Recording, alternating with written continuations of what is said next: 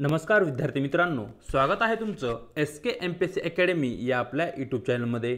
आज दिनांक 11 सप्टेंबर 2024 वार आहे बुधवार। तुमच्यासाठी घेऊन आलो आहे संपूर्ण वृत्तपत्र विश्लेषण, ज्यामध्ये या ठिकाणी आपण Loksatta newspaper, the Indian express, the Hindu या न्यूजपेपरमध्ये ज्या कोणत्या न्यूज स्पर्धा परीक्षा दृष्टिकोनातून आपल्यासाठी महत्त्वाच्या असतात त्यांना या ठिकाणी आपण डिस्कस करत असतो। जी काही आजची डिस्कशन आहे यामध्ये या ठिकाणी आपण मणिपूर हिंसाचार, पेसएक्स, वस्तू आणि सेवा कर, भारतीय साहित्य पुरस्कार, आंतरराष्ट्रीय संस्था आणि त्यांची मुख्यालय, जनगणना, डिस्ट्रिक्ट ॲग्रो, मेट्रोलॉजी युनिट आणि हेलियम या संदर्भात ज्या काही न्यूज आहेत त्या सर्व न्यूजना या ठिकाणी मित्रांनो आपण MCQ क्वेश्चनच्या माध्यमातून स्टडी करणार आहोत। चला तर जी काही आजची आपली डिस्कशन आहे तिला या ठिकाणी आता आपण सुरुवात करूया।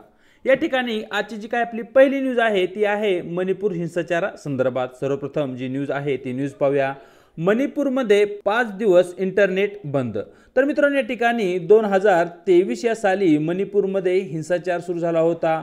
त्याचा उद्रेक पुन्हा एकदा मणिपूरमध्ये होताना आपल्याला दिसत आहे। परिणामी या ठिकाणी केंद्र सरकारकडून आणि राज्य सरकारकडून मणिपूरमध्ये पुढच्या 5 दिवसांसाठी इंटरनेट सेवा बंद केल्या जाणार आहेत। मणिपूरमधील प्रमुख 3 जिल्ह्यांमध्ये मोठ्या प्रमाणावर हिंसाचाराच्या घटना पुन्हा एकदा वर आलेल्या दिसत आहेत आणि त्यामुळे या ठिकाणी 3 जिल्ह्यांमध्ये संचारबंदी ही जाहीर करण्यात आली आहे। या ठिकाणी मणिपूरची जी काही एकूण न्यूज आहे त्याचा सारांश पाहिल्यानंतर आता जे काही प्रश्न आहेत ते प्रश्न पाहूया। 2023 मधील मणिपूर हिंसाचारात प्रामुख्याने कोणत्या 2 समुदायामधील संघर्षाचा समावेश होता, अशा प्रकारचा मित्रांनो या ठिकाणी आपला प्रश्न आहे। तर मित्रांनो 2023 मध्ये सुरू झालेला जो काही मणिपूरचा हिंसाचार आहे तो प्रामुख्याने मेतई आणि कुकी हे जे 2 समुदाय आहे, ही 2 समुदाय एकमेकांच्या समोर उभे टाकल्यामुळे आणि या 2 समुदायामध्ये हा प्रमुख संघर्ष या ठिकाणी आपल्याला दिसतो। प्रश्न क्रमांक 1 योग्य उत्तर राहील पर्याय बी। प्रश्न क्रमांक 2 2023 च्या मणिपूर हिंसाचाराचे प्राथमिक कारण काय आहे? म्हणजे मित्रांनो या ठिकाणी जो काही हिंसाचार मणिपूरमध्ये आहे त्याचं मुख्य कारण काय आहे?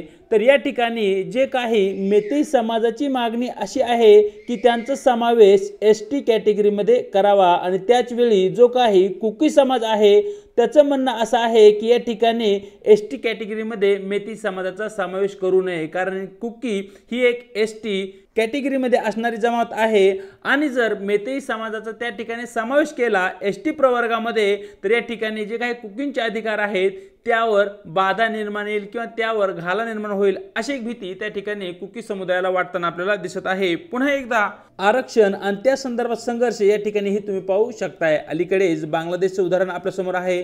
त्या ठिकाणी विद्यार्थ्यांनी आंदोलन केलं, परिणामी शेख हसीना यांना त्यांच्या पंतप्रधान पदाचा त्याग करून भारतामध्ये राजश्री घ्यावा लागला। सध्या आपल्या महाराष्ट्रामध्येही मोठ्या प्रमाणावर मराठा विरुद्ध OBC अशा प्रकारचे 2 समाज या ठिकाणी उभे टाकलेले दिसते आणि याचं कारण ही आरक्षणाचे या ठिकाणी आपल्याला दिसत आहे। म्हणजेच आरक्षण हा मुद्दा पुन्हा एकदा या ठिकाणी आपल्याला पेटताना दिसत आहे। प्रश्न क्रमांक 2 योग्य उत्तर राहील पर्याय बी। अनुसूचित जमाती ST दर्जाची मेतई समाजाची मागणी हे या ठिकाणी आपले योग्य उत्तर राहील।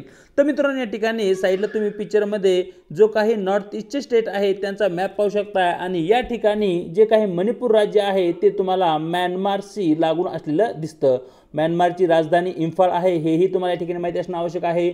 मणिपूर या राज्यासोबत कोणत्या राज्याची सीमा लागते असाही तुम्हाला या ठिकाणी प्रश्न विचारला जाऊ शकतो। तर मित्रांनो या ठिकाणी तुम्ही पाहू शकताय नॉर्थला नागालँड या राज्याची सीमा मणिपूर या राज्याला लागून आहे। त्यानंतर आसाम या राज्याची सीमा पश्चिमेला मणिपूर या राज्याला लागून आहे आणि दक्षिणेला मित्रांनो या ठिकाणी जे काही मिझोरम राज्य आहे ज्याची की राजधानी ऐजोल आहे त्या राज्याची सीमा या ठिकाणी मणिपूर या राज्याला लागून आहे। एकूण 3 राज्याची सीमा या ठिकाणी मणिपूर राज्याला लागून आहे हे तुम्हाला या ठिकाणी माहिती असणं आवश्यक आहे। हा पॉईंट या ठिकाणी आपल्यासाठी महत्त्वाचा आहे आणि देश कोणता आहे तर म्यानमारची सीमा या ठिकाणी मणिपूर या राज्याला लागून आहे हेही तुम्हाला त्या ठिकाणी नोट डाऊन करून घ्यायचं आहे। पुढे इन डिटेलमध्ये जो काही मणिपूरचा हिंसाचार आहे त्याविषयी आपण थोडक्यात चर्चा करणार आहोत। तर मित्रांनो या ठिकाणी जर या ठिकाणी आपण ऐतिहासिक जो काही संदर्भ आहे या हिंसाचार तो जर पाहितला तर त्यामध्ये मणिपूरमधील जे काही वार्षिक संघर्ष आहे त्याचा इतिहास या ठिकाणी दीर्घ असलेला आपल्याला दिसतो, ज्यामध्ये प्रामुख्याने नागा जमात, कुकी जमात आणि जी काही मेतई गट आहेत यांच्यामध्ये अंतर्गत तणाव या ठिकाणी आपल्याला दिसतात। या 3 गटापैकी जो काही कुकी आणि मेतई समाज आहे यांच्यामध्ये प्रमुख संघर्ष सध्या आपल्याला मणिपूर या राज्यामध्ये होताना दिसत आहे। मणिपूर हिंसाचार हा प्रामुख्याने मेतेई आणि कुकी या दोन समुदायामधील संघर्षाचा समावेश असलेला आपल्याला दिसतो। हा पॉइंट या ठिकाणी आपण डिस्कस केला आहे।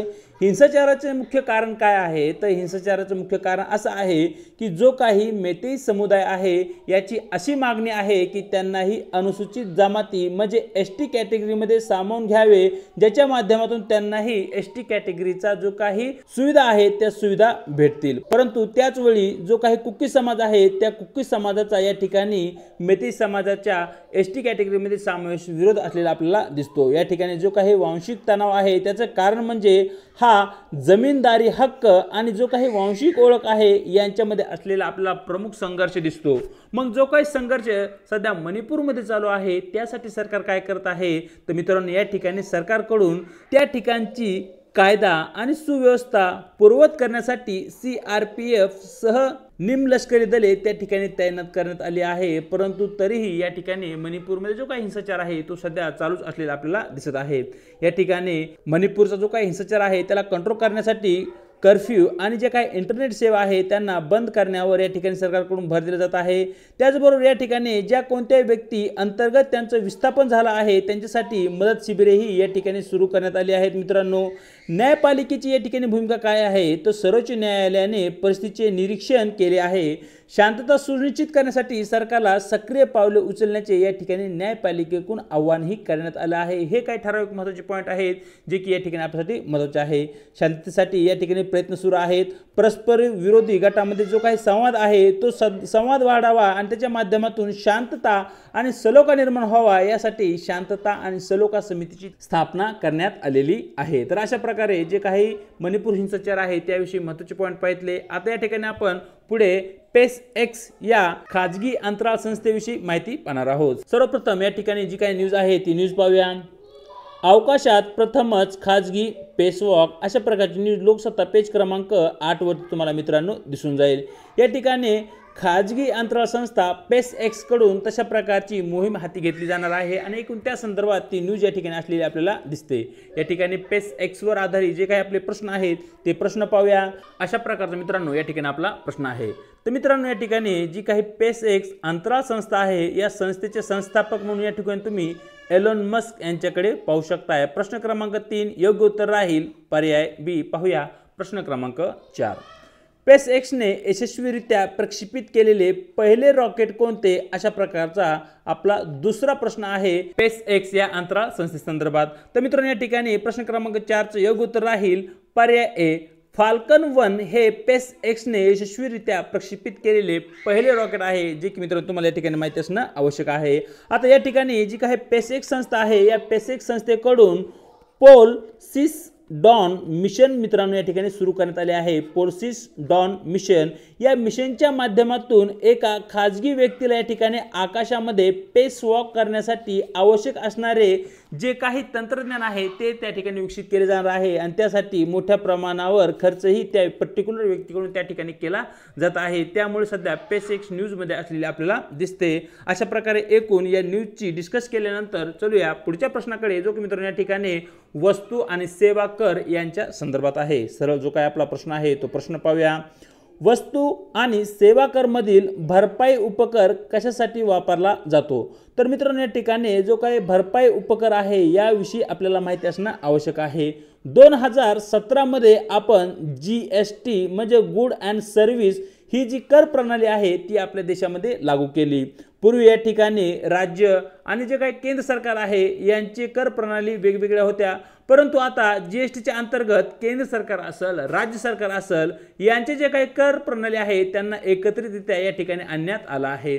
मग अशा परिस्थितीमध्ये पूर्वी जे काही राज्यांना करापासून उत्पन्न भेटायचं त्या उत्पन्नामध्ये जर घट झाली तर त्या ठिकाणी राज्यांना कॉम्पन्सेशन जी काही भरपाई आहे त्या भरपाईची तरतूद मित्रांनो या ठिकाणी करण्यात आली आहे आणि त्यासाठीच मित्रांनो वस्तू आणि सेवा कर भरपाई उपकर या ठिकाणी सुरू करण्यात आला आहे। त्यानंतर पुढचा एक आपल्याकडे पॉइंट आहे उपकर म्हणजे काय, ज्याला की या ठिकाणी आपण इंग्लिश मध्ये सेस म्हणतो। सेस म्हणजे काय तर सेस मित्रांनो टॅक्स ऑन टॅक्स ज्याला आपण म्हणतो त्याला सेस असे म्हणतो। या ठिकाणी टॅक्स ऑन टॅक्स किंवा उपकर ही जी कन्सेप्ट आहे ती या ठिकाणी समजून घेऊया।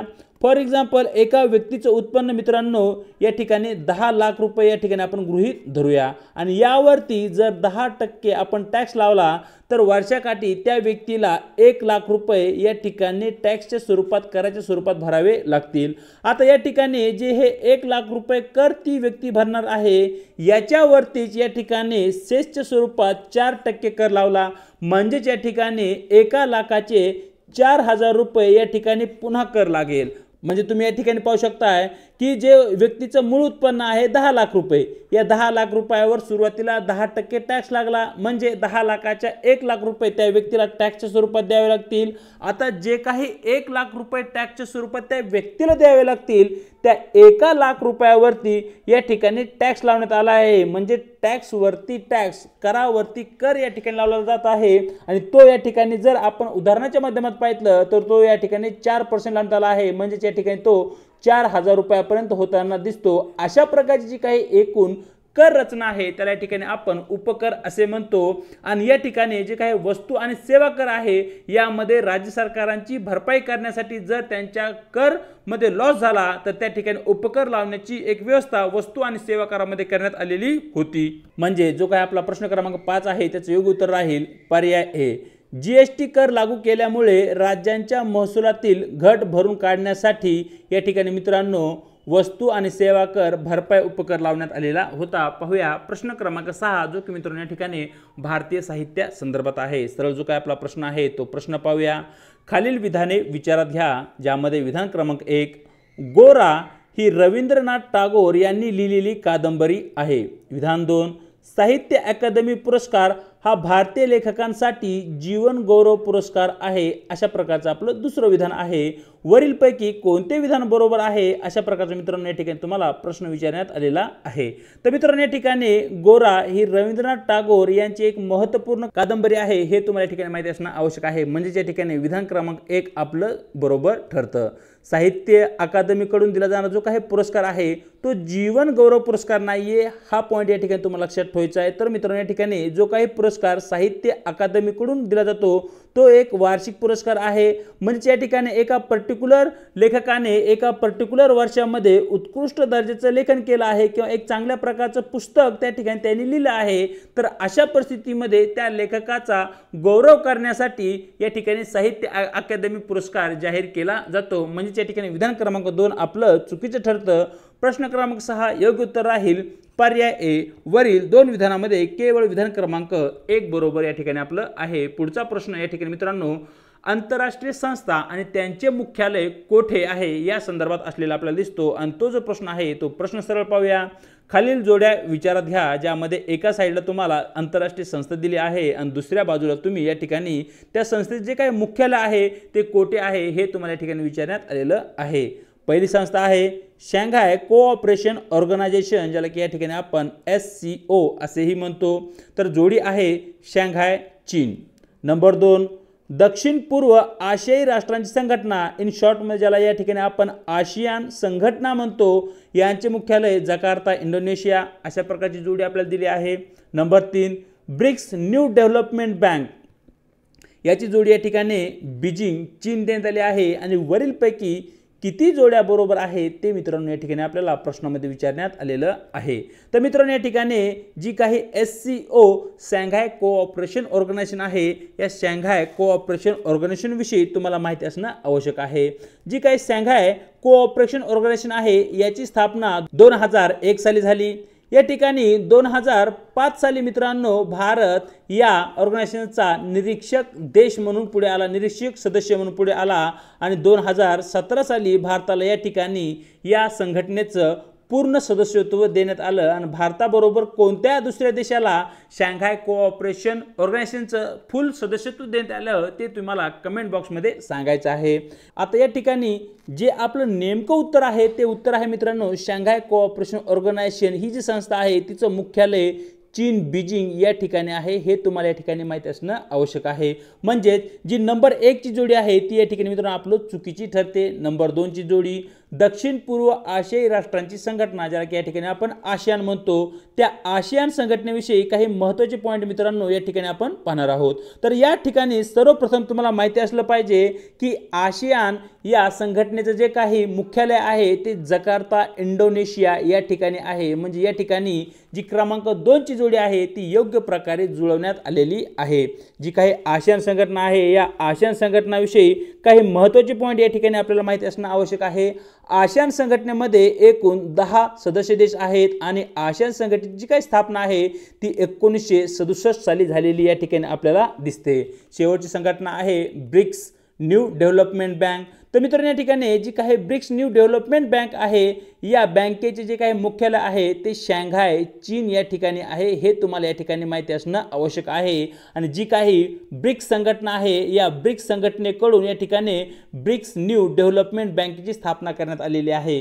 जी काही ब्रिक्स ऑर्गनायझेशन आहे या ब्रिक्स ऑर्गनायझेशनची स्थापना 2009 साली झाली होती, ज्याचा भारत एक संस्थापक सदस्य देश असलेला आपल्याला दिसतो। या ठिकाणी ब्रिक्सचे जे काही सदस्य देश आहेत त्यामध्ये या ठिकाणी तुम्ही ब्राझील हा देश पाहू शकता मित्रांनो, रशिया, इंडिया, चायना आणि साऊथ आफ्रिका।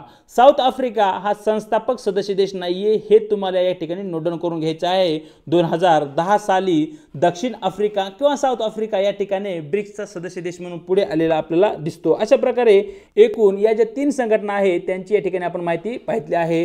या ठिकाणी ब्रिक्सची योग्य जोडी शांघाय चीन असलेली आपल्याला दिसते। म्हणजे वरील ज्या काही 3 जोड्या मित्रांनो या ठिकाणी आपल्याला देण्यात आल्या आहेत त्यापैकी केवळ एकच जोडी बरोबर असल्या कारणाने आपले योग्य उत्तर राहील पर्याय ए, केवळ जोडी 1 म्हणजे जोडी क्रमांक 2 या ठिकाणी बरोबर जुळवण्यात आलेली आहे। पाहूया प्रश्न क्रमांक 8 जो की मित्रांनो या ठिकाणी जनगणने संदर्भात आहे, सेन्सस संदर्भात आहे। सरळ जो काय प्रश्न आहे तो प्रश्न पाहूया। खालील विधाने विचारात घ्या, ज्यामध्ये विधान क्रमांक 1, 1948च्या जनगणना कायद्यानुसार भारतात दर 10 वर्षांनी जनगणना करणे अनिवार्य आहे। विधान 2, भारतात घरगुती सर्वेक्षण आणि गणनेसारख्या थेट डेटा कलेक्शन तंत्राचा वापर करून जनगणना केली जाते। विधान 3, नोंदणी आधारित जनगणना सरकारी एजन्सीद्वारे देखरेखीखाली जमा केलेल्या माहितीचा वापर करून केली जाते। वरीलपैकी कोणते विधान बरोबर आहे अशा प्रकारचा मित्रांनो या ठिकाणी आपला प्रश्न आहे। तर मित्रांनो या ठिकाणी जी काही आपली विधानं आहेत त्या विधानाची प्रथम या ठिकाणी आपल्याला चर्चा करावी लागेल। तर मित्रांनो या ठिकाणी भारतामधील जी काही जनगणना आहे ती प्रत्येक 10 वर्षांनी होते, हे तुम्हाला या ठिकाणी माहिती असणं आवश्यक आहे। मागची जी काही जनगणना होती ती 2011 साली झाली होती आणि त्यानंतर जी काही जनगणना आहे ती 2021 साली होणार होती, परंतु आपल्याकडे कोविड आल्यामुळे, कोरोना आल्यामुळे या ठिकाणची जी काही डेट आहे ती डेट हुकली, हेही तुम्हाला त्या ठिकाणी माहिती असणं आवश्यक आहे। 1948 सालचा जो काही जनगणना कायदा आहे या कायद्यानुसार भारतामध्ये जनगणनेसाठी आवश्यक असणारे जे काही फ्रेमवर्क आहे ते फ्रेमवर्क या ठिकाणी तयार करण्यात आला आहे। त्या ठिकाणी असल्या कशाही प्रकारची नमूद नाहीये की प्रत्येक 10 वर्षांनी त्या ठिकाणी जनगणना होणे अनिवार्य आहे। म्हणजे या ठिकाणी जे काही स्टेटमेंट क्रमांक 1 आहे मित्रांनो ते या ठिकाणी आपलं चुकीचं ठरताना दिसतं। विधान 2, भारतात जी काही घरगुती सर्वेक्षण आणि जनगणनेसारखा थेट डेटा संकलन तंत्र जो काही वापर आहे तो वापर मित्रांनो या ठिकाणी आपल्याकडे जनगणना करण्यासाठी केला जातो। म्हणजे प्रत्येक घरी जाऊन या ठिकाणी जे काही जनगणना करणारे अधिकारी आहेत त्या पर्टिक्युलर कुटुंबाची माहिती ते गोळा करतात आणि त्या माहितीचं संकलन करून शेवटी आपल्याकडे जी काही एकूण जनगणना आहे ती पूर्ण केली जाते आणि तिची जी काही आकडेवारी आहे ती या ठिकाणी पब्लिश केली जाते। म्हणजे 2 क्रमांकाचे जे काही विधान आहे ते या ठिकाणी अगदी बरोबर आहे। या ठिकाणी आपल्या देशामध्ये जी जनगणना होते ती नोंदणी आधारित जनगणना होते, हे तुम्हाला मित्रांनो या ठिकाणी माहिती असणं आवश्यक आहे। आता नोंदणी आधारित जनगणना म्हणजे काय, तर ज्या काही सरकारी एजन्सीज आहेत या ठिकाणी लोकांच्या माहिती कलेक्ट करतात आणि या ठिकाणी सरकारी एजन्सी जी काही माहितीचं कलेक्शन आहे त्यावर देखरेख ठेवण्याचं कार्य करते आणि त्या माहितीच्या आधारावरच या ठिकाणी जी काही जनगणना आहे आणि त्याची जी काही माहिती आहे ती एकूण या ठिकाणी पब्लिश किंवा कलेक्ट केली जाते आणि ती जी नोंदणी आहे त्या नोंदणीच्या माध्यमातूनच एकूण आपल्याकडे जी काही जनगणनेची प्रक्रिया आहे ती पूर्ण केली जाते। तर अशा प्रकारे मित्रांनो वरील 3 विधानामध्ये केवळ विधान क्रमांक 2 आणि विधान क्रमांक 3 आपलं बरोबर असल्या कारणाने आपले योग्य उत्तर राहील पर्याय बी केवळ विधान क्रमांक 2 आणि 3 बरोबर। पाहूया आजचा आपला पुढचा प्रश्न जो की मित्रांनो या ठिकाणी हेलियमशी संबंधित आहे। सरळ जो काय प्रश्न आहे तो प्रश्न पाहूया। हेलियम हे पृथ्वीवरील पारंपरिक संसाधन का मानले जाते अशा प्रकारचा मित्रांनो या ठिकाणी आपला प्रश्न आहे। सर्वप्रथम जे काही उत्तर आहे ते उत्तर पाहण्याच्या अगोदर या ठिकाणी आपल्याला पारंपरिक आणि अपारंपरिक संसाधने म्हणजे काय यांच्यामध्ये नेमका फरक काय आहे तो फरक मित्रांनो या ठिकाणी आपल्याला माहिती असणं आवश्यक आहे। सर्वप्रथम या ठिकाणी जे काही पारंपरिक संसाधने आहेत त्यांच्याविषयी आपण चर्चा करूया। त्यांची जर उदाहरणं पाहितलं तर या ठिकाणी जो काही दगडी कोळसा आहे ते एक पारंपरिक संसाधन आहे। त्याचबरोबर मित्रांनो लोह असल हे एक पारंपरिक संसाधन आहे। म्हणजे असं संसाधन किंवा असं खनिज जे की या ठिकाणी आपण एकदा उपयोगात आणल्यानंतर त्याची पुनर्निर्मिती करू शकत नाही त्याला या ठिकाणी आपण पारंपरिक संसाधन असे म्हणतो। परंतु जे काही दुसरे संसाधन आहे ज्याला की या ठिकाणी आपण अपारंपरिक संसाधन म्हणतो त्या अपारंपरिक संसाधनामध्ये या ठिकाणी आपण हवा समाविष्ट करू शकतो। त्याचबरोबर सूर्याची जी ऊर्जा आहे ती ऊर्जा ही या ठिकाणी आपण समाविष्ट करू शकतो किंवा जी काही जलविद्युत आहे ती जलविद्युत ही या ठिकाणी आपण अपारंपरिक ऊर्जेचा स्रोत म्हणून या ठिकाणी समाविष्ट करू शकतो। म्हणजे या ठिकाणी जी काही हवा आहे ती हवा पुनर्निर्मित होऊ शकते। सूर्याची जी काही ऊर्जा आहे सूर्यापासून मिळणारी जी काही किरणे आहेत ती एका दिवसानंतर दुसऱ्या दिवशी तिसऱ्या दिवशी अशा प्रकारे निर्माण होऊ शकतात।